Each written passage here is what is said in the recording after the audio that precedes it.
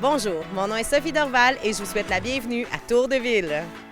Cette semaine à l'émission, on rencontre Monique Férivon-Lenoir de la CDC du Granit, les nouvelles du sport avec Yann Boulanger, notre dernier reportage à la maison 5e saison et on visite Liquidation Mégantic. Bienvenue à Tour de Ville.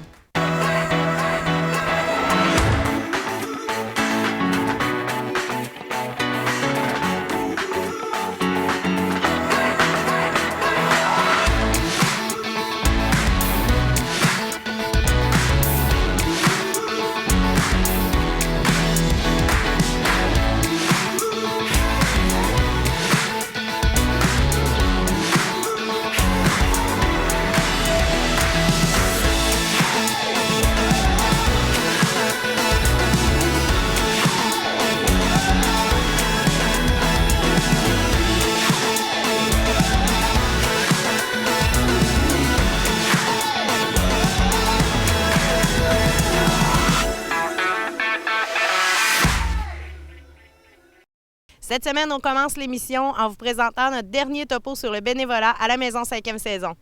Éléonore, tu es coordonnatrice des bénévoles ici à la Maison 5e saison.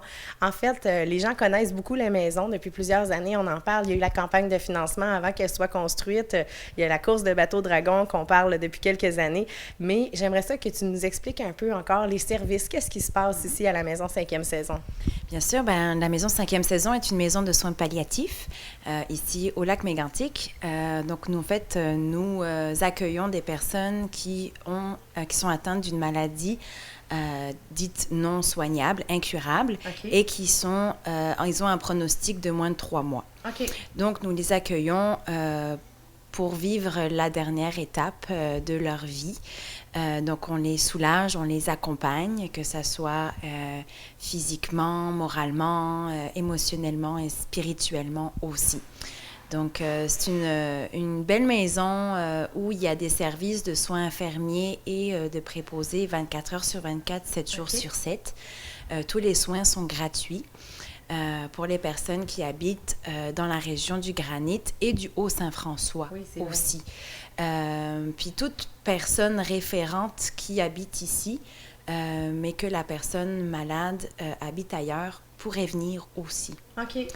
Donc, imaginons, j'ai ma maman qui habite, je ne sais pas, à Montréal. Moi, j'habite à Mégantic. Ma maman pourrait venir ici, à profiter des services de la Maison 5e saison. Et se rapprocher de sa famille, donc être plus près du milieu de ces gens-là. C'est ça, voilà. On dit vraiment que c'est une maison, c'est le terme du nom, mais c'est le but aussi. Quand on entre ici, on ne se sent pas comme dans un hôpital, c'est vraiment différent.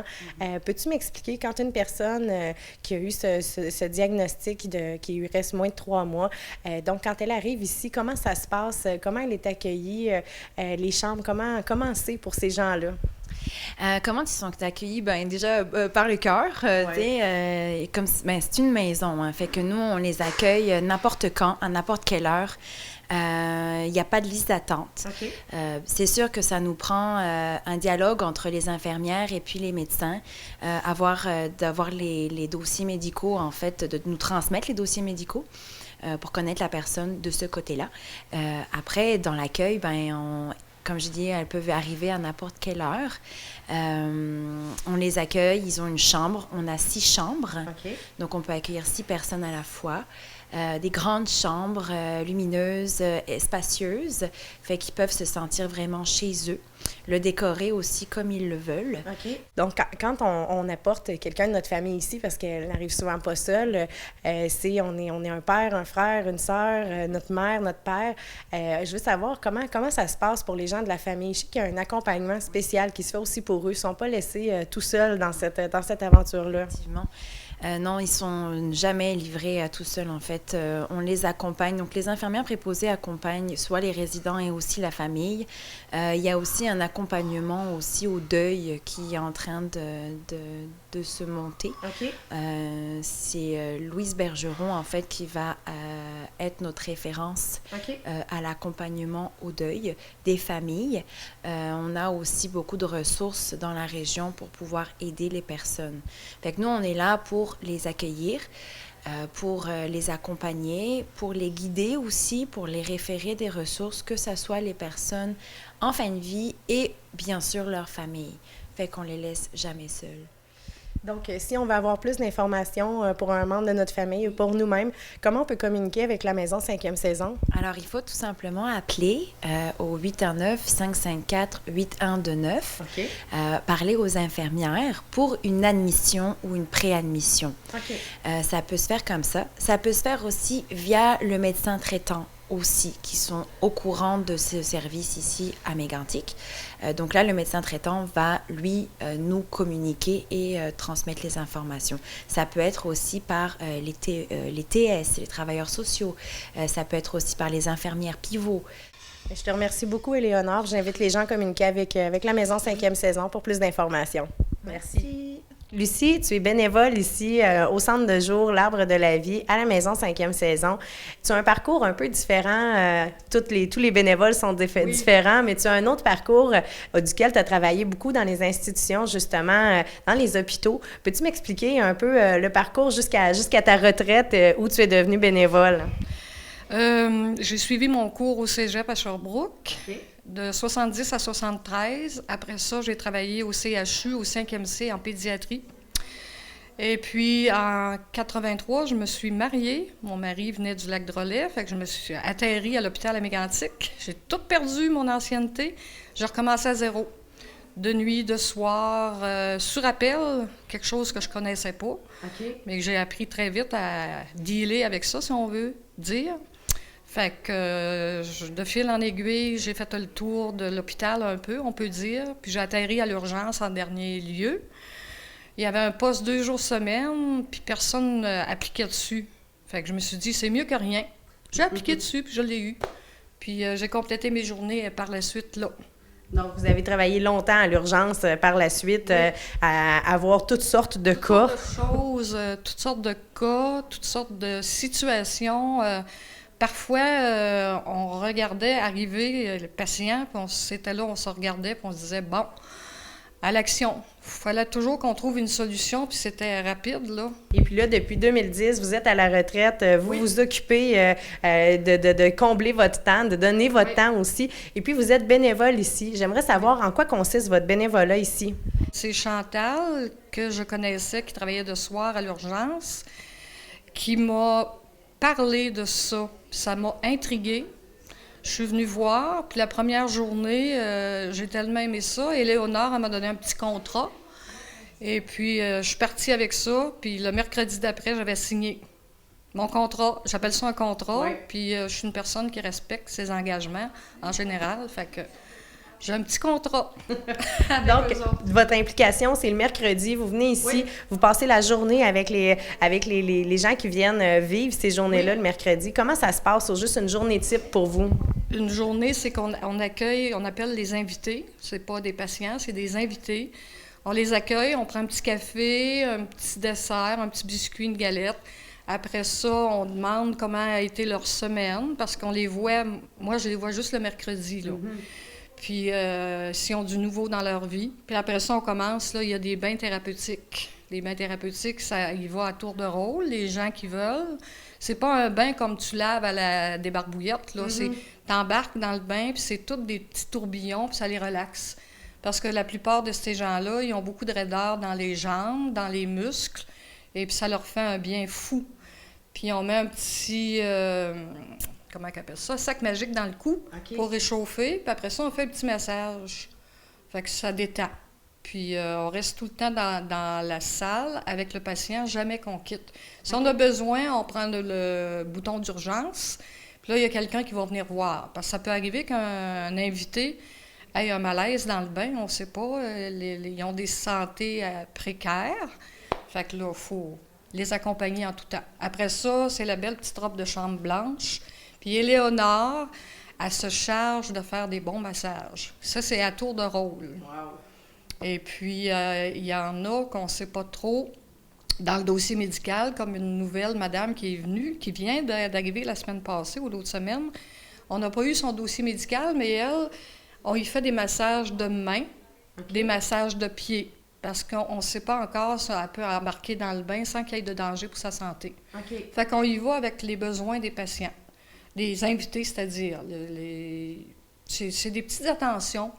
C'est donner son temps, puis donner son énergie, puis des massages. Qui aime pas avoir des massages? Ben. On n'en connaît pas, presque pas. Après un petit spa, en plus, là, c'est relaxant. C'est une belle chance d'avoir ces Oui. gens-là qui sont aux petits Oui. soins.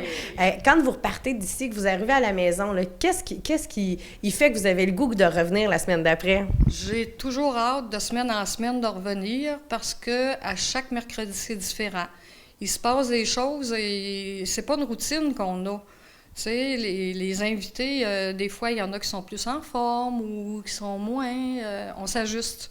C'est une question d'ajustement à ce qu'ils ont de l'air en arrivant, puis à ce qu'on peut faire pour eux autres, puis on essaie de parler beaucoup avec eux autres.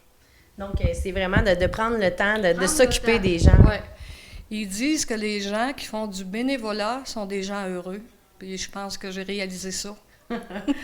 Ça vous donne beaucoup de bonheur dans votre vie. Oui, ça m'aide à moi-même. Puis j'imagine que ça fait beaucoup de changement aussi du lieu où vous avez travaillé longtemps à l'urgence. Oui, là, oui. c'est dans le relax, Là, prendre c'est son dans le temps. relax, puis là-bas, c'est toujours vite, vite, vite, dépêchons-nous. Puis des fois, tu avais 10-15 minutes pour manger ou quand il fallait que tu ailles à la salle de bain, il fallait que tu y penses. C'était toujours plus à la course. Oui. Donc là, on prend le temps, on s'occupe des gens.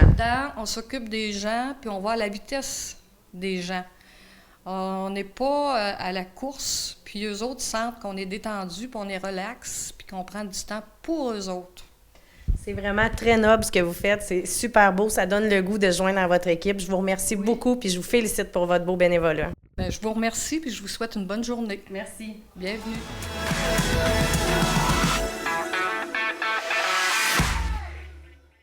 On rejoint Yann Boulanger pour nous parler du sport au niveau local. Ce week-end, les Béliers jouaient 2 matchs puisque les cadets n'étaient pas en action. On avait une petite semaine de congé avant de débuter les séries éliminatoires. On avait un match du côté des Benjamins, un match du côté des juvéniles. Un match qui voulait rien dire d'un côté et qui voulait tout dire de l'autre. Donc, 2 matchs très différents. On débute avec celui-là qui voulait rien dire, celui des Béliers Benjamins. Et la seule chose que ça pouvait vouloir dire, c'est une saison parfaite pour nos Benjamins. Aucune défaite et ça s'est poursuivi. Mais on n'accordait pratiquement pas de points depuis le début de la saison. Et là, on en a donné 44. 44 points. Voyons, notre défensif faisait quoi? Bien, ça a été un petit peu difficile. On avait beaucoup de difficultés à arrêter autant la passe. Et on avait plusieurs jeunes qu'on voulait faire jouer, absolument, parce que, veut pas, la fin de saison va arriver et nos secondaires 1, bien, on veut leur donner le plus d'expérience possible. Donc, on a fait jouer plusieurs jeunes joueurs dans ce dernier match de la saison et ça a donné un festival offensif gagné par les Béliers 56-44, mais quand même 100 points dans un match de football. Mon Dieu! On avait eu 6-2 il y a quelques semaines du côté des juvéniles, un match de hockey, et là, un match de basketball 56-44. Quelle rencontre! Quand même, les Béliers ont eu l'avance pratiquement tout le match, là, pratiquement par 2 touchés. On a eu un petit relâchement là, à la toute fin de la rencontre. C'est ce qui donne le 56-44. Mais quelle rencontre incroyable! Les gens là-bas n'avaient même pas le temps de s'asseoir. Hey, on est reparti! Un autre touché. C'était un touché, un touché, un touché, un touché.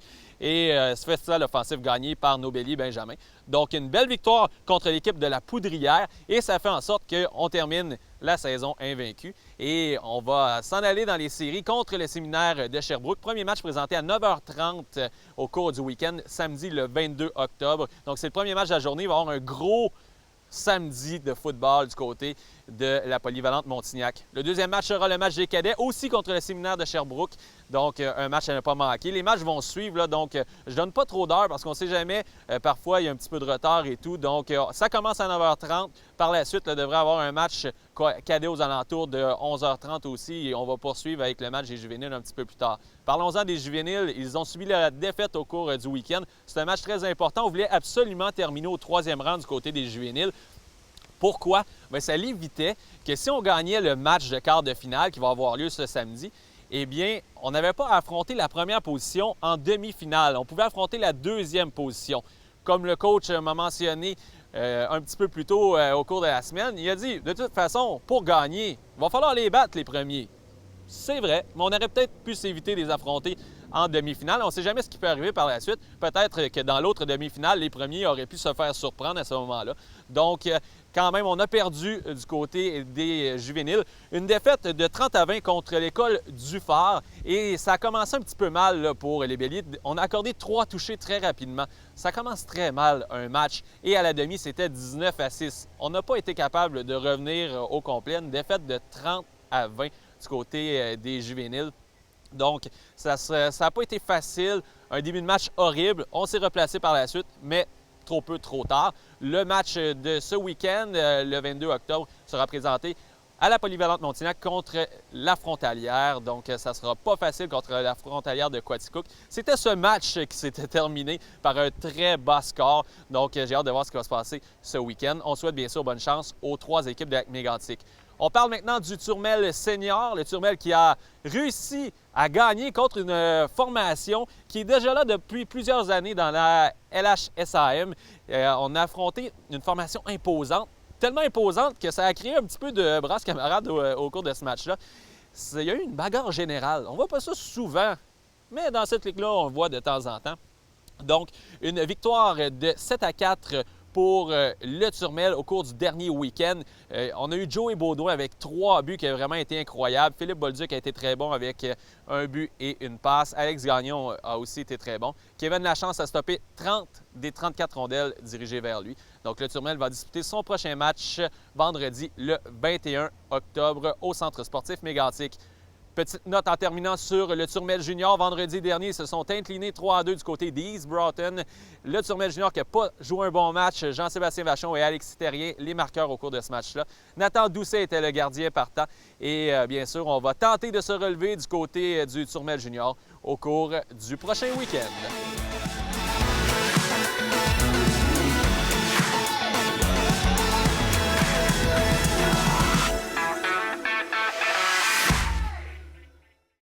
La résidence Éden-sur-le-Lac est un endroit sécuritaire, confortable et de service. Communiquez avec nous dès maintenant pour prendre un rendez-vous pour une visite. Et il nous fera plaisir de vous offrir gratuitement un excellent repas en notre compagnie. Téléphonez dès maintenant 819-583-5921 au poste 4 ou 5 et visitez notre site web edensurlelac.com.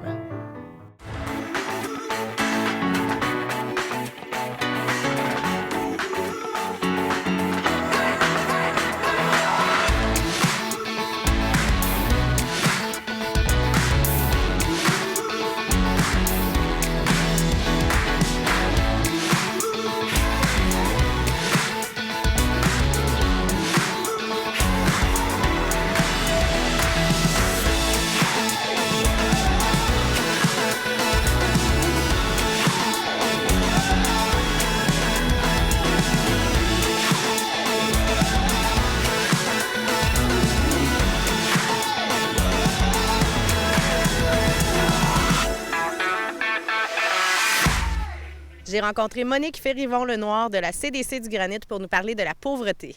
Monique, le 25 octobre prochain se passe un événement spécial à Lac-Mégantic. Peux-tu m'en parler? Oui, écoute, c'est simple. Le 25 octobre, la CDC du Granit et ses membres offrent à la population une projection gratuite d'une vidéo qui a été tournée dans la MRC du Granit avec des gens du Granit, donc des personnes qui vivent des situations de pauvreté, mais également des organismes communautaires qui sont confrontés à cette réalité.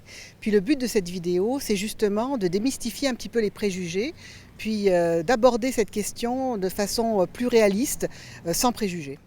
La pauvreté, Monique, dis-moi, on est dans la MRC du Granit, on ne voit pas personne sur les coins de rue qui n'ont pas de maison, qui quêtent. C'est quoi la pauvreté chez nous? Oui, écoute, moi, dans un premier temps, j'aimerais bien te lire une définition de l'UNICEF sur la pauvreté. Donc, je vais me permettre de prendre mes petites notes pour ne pas oublier un petit mot. Selon l'UNICEF, les personnes qui vivent en situation de pauvreté sont privées de ressources, aussi bien matérielles, spirituelles et affectives, pour vivre, se développer et s'épanouir. Et ça, c'est une définition beaucoup plus large de la pauvreté que la simple pauvreté économique. Oui. Donc, c'est à ce titre-là qu'on voudrait davantage en parler, parce qu'on pense que les personnes à risque de pauvreté sont bien plus nombreuses que ce à quoi on pense spontanément.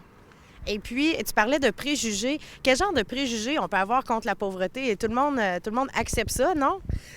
Écoute, les préjugés, d'abord, il faut bien se rendre compte que c'est une généralisation à partir d'une situation ponctuelle qu'on étend à tout un groupe d'individus. OK. Hein. Souvent, les préjugés, ça amène des réflexions qui sont erronées et souvent simplistes. Ça réduit une réalité qui est très très compliquée. Souvent, c'est moi j'ai vu monsieur ou madame, je sais ce qu'elle fait, donc tout le monde est comme elle. Donc là, c'est vraiment la base du préjugé, puis c'est ça qu'il faut combattre, parce que les situations sont très différentes les unes des autres, et il y a des personnes qui peuvent être dans la pauvreté, mais on ne connaît pas leur vie, on ne connaît pas leurs raisons. Il faut aussi éviter de juger trop rapidement. Monique, dis-moi, quelles sont les personnes les plus à risque de vivre de la pauvreté? Est-ce qu'on parle des femmes, des hommes, les gens plus âgés, les gens plus jeunes? Dans notre région, ça ressemble à quoi? Écoute, Sophie, là, tu as vraiment mis le doigt là-dessus. La pauvreté, ce n'est pas uniquement une catégorie de personnes. Okay. Tout le monde peut être touché par la pauvreté. Tout le monde est à risque de pauvreté un jour dans sa vie. Ça peut être un accident de la vie, une maladie, un deuil, un divorce, qui nous oblige finalement à abandonner notre emploi ou à se retrouver dans une situation tellement difficile qu'on a besoin d'aide et qu'on se retrouve dans cette situation problématique. Je dirais que les femmes, effectivement, sont plus à risque de pauvreté que les hommes. En général, c'est elles qui souffrent le plus de la misère économique. Elles sont souvent amenées à avoir des emplois précaires, à temps partiel. Souvent, dans notre région, ce sont des femmes monoparentales avec des enfants. Donc, c'est plus difficile pour elles d'avoir un emploi régulier. Donc, il y a pas mal de paramètres à ce niveau-là, mais il n'y a pas que les femmes. Les personnes âgées aussi sont directement touchées par cette pauvreté. On parle souvent des baby boomers, mais malheureusement, c'est une génération qui tend à disparaître. Aujourd'hui, les personnes âgées sont souvent confrontées à des problèmes économiques importants, qui n'ont pas de revenus suffisants pour pouvoir vivre. Dans une autre catégorie également, on peut penser aux chômeurs, aux chômeuses. Toutes les chômeurs et toutes les chômeuses n'ont pas la possibilité d'avoir de l'assurance emploi, donc loin de là. Même chose également pour les étudiants, les étudiantes. On les voit souvent combiner les études et un travail, parfois deux. C'est pas pour le plaisir, c'est par nécessité pure. Donc ça aussi, ça peut être un problème. Je passerai également du temps sur les immigrants, les autochtones. Bon, on est moins confronté à cette réalité-là dans notre région, mais ça existe aussi. Donc c'est vrai que la pauvreté, c'est quand même un vaste champ d'exploration, je dirais malheureusement. On peut tous être confrontés un jour à cette problématique. Le 25 octobre, justement, ça va être un bon moment pour aller visionner cette vidéo-là. Qu'est-ce qu'on peut apprendre lors de ce visionnement-là? Ben, écoute, ce qui va être quand même assez intéressant, c'est que cette vidéo sera également suivie d'un débat, d'une animation avec le réalisateur, qui est M. David Bélanger de la TACA, c'est la table d'action contre l'appauvrissement en Estrie. Il faut savoir que cette vidéo, elle n'est pas unique. Il y a eu 7 vidéos tournées dans les 7 MRC de l'Estrie, donc ça fait quand même beaucoup de matériel. Il y a un lancement donc, qui a été fait régionalement le 17 octobre à Sherbrooke, où justement là on a vu une vidéo qui portait sur la dignité des personnes assistées sociales. Il y a eu plus de 150 personnes qui sont venues assister à cette projection-là. Donc j'espère un nombre équivalent à Lac-Mégantic. Puis j'en profite pour dire que c'est à l'OTJ que ça se passe. Oui. Et c'est à 17h30.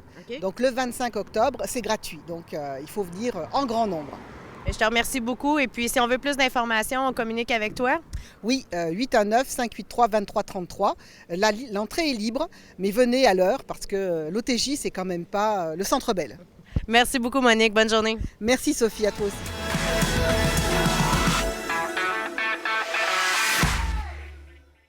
On est allé visiter Liquidation Mégantic. Jasmin Brière, propriétaire, nous en parle.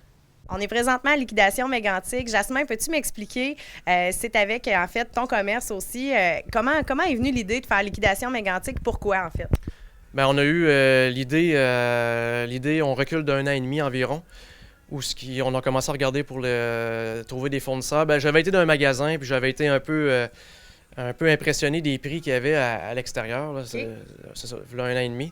Je me suis dit, pourquoi je pourrais pas faire ça à Mégantic, dans notre coin, en étant déjà commerçant, puis en étant sensible au fait que les gens, ils magasinent beaucoup, vont à l'extérieur, puis pourquoi je pourrais pas faire le contraire, garder les gens ici?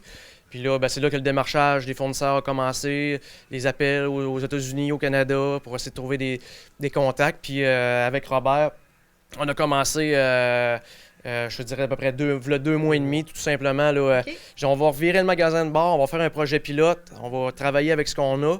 Puis là, j'ai rapetissé la clinique de l'aspirateur du mieux que j'ai pu. On a agrandi par en dedans. 1 fois, 2 fois, 3 fois. Fait que là, on était au maximum de ce qu'on a pu, ce qu'on peut faire. Puis là, le projet a démarré. Puis la réponse est incroyable. Là. C'est vraiment le fun. Là. On voit vos pubs sur Facebook. Il y a tout plein d'items qu'on peut trouver ici. Robert, peux-tu me parler un peu de qu'est-ce qu'on peut retrouver? Bien, ici, on peut retrouver du général, des petits électroménagers, des claviers d'ordinateur, des choses de salle de bain. Comme que vous pouvez voir, on peut retrouver de tout.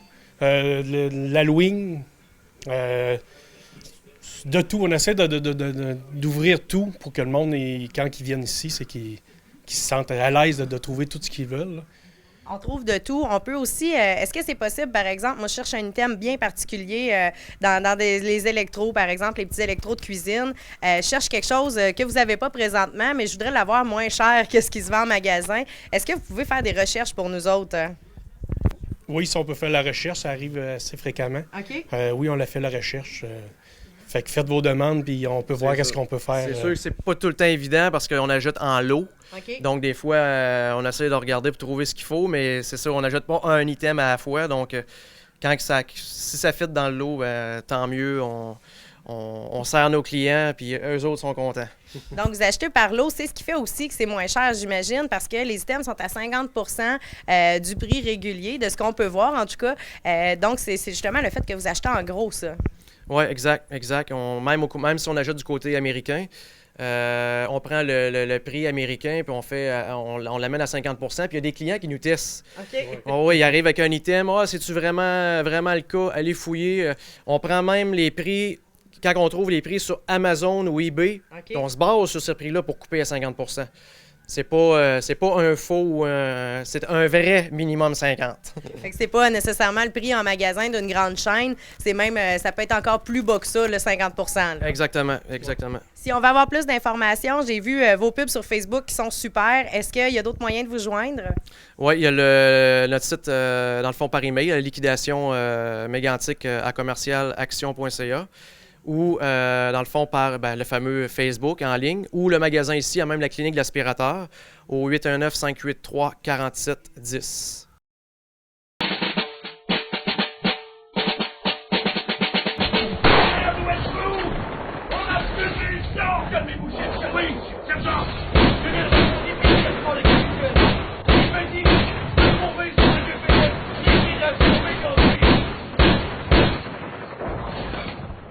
Plus de munitions! Trouvez liquidation mégantique! Liquidation mégantique sur mon portable! Dans le sud de la ville, sur la rue Salaberry! C'est là que ça se passe! Oui, capitaine! Le capitaine me mentionne que sur les amis qui manquent 50%! 50%? Oui, il a dit encore 50%! Ah! Alors, on va piquer! Liquidation mégantique! SPGF! Allez! Allez! Merde! Oh, merde! Allez! Décoration, mobilité réduite, literie, outils, luminaires, articles de cuisine, gants de latex en nitrile, articles de bureau. Venez rencontrer Jasmin et Robert à Liquidation Mégantic, rue Salaberry. Merci beaucoup, messieurs. On invite les gens, encore une fois, à venir vous visiter. Tu nous rappelles l'adresse? Oui, le 64-25 rue Salaberry, juste à côté du concessionnaire Kia.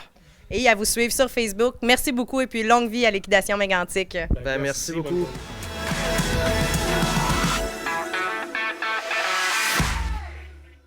Voilà ce qui conclut l'émission pour cette semaine.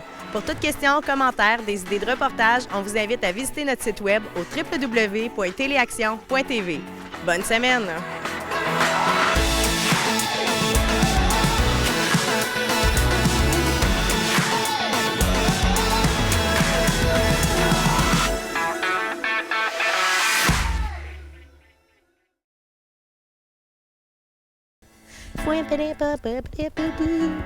Voilà ce qui conclut l'émission pour cette semaine.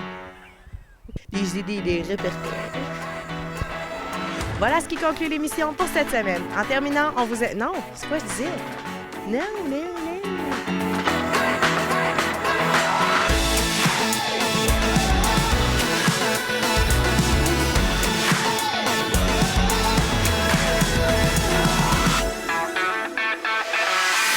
Coupé.